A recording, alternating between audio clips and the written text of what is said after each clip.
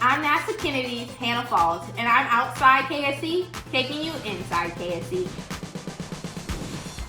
A critical piece of hardware that will connect the two stages of NASA's Space Launch System rocket, or SLS, is being processed in High Bay 4 of the Vehicle Assembly Building. It was delivered to Kennedy last week. The launch vehicle stage adapter arrived at the Launch Complex 39 turn basin aboard the NASA's Pegasus barge.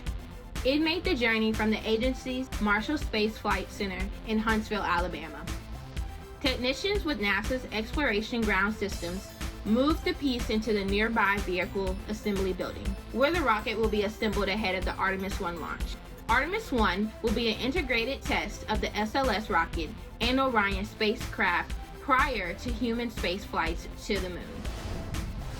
NASA astronauts Robert Behnken and Douglas Hurley glided to a safe splashdown in the Gulf of Mexico aboard the SpaceX Crew Dragon Endeavour on August 2nd.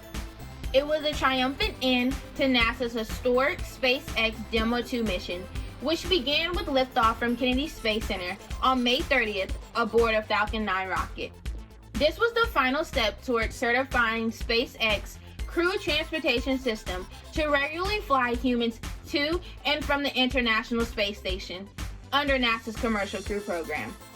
That certification will pave the way for the scheduled launch later this year of SpaceX's first operational mission, Crew 1, when NASA astronauts Mike Hopkins, Victor Glover, and Shannon Walker, along with Suichi Noguchi of the Japan Aerospace Exploration Agency. For more Inside KSC, check us out on social media and at nasa.gov/Kennedy.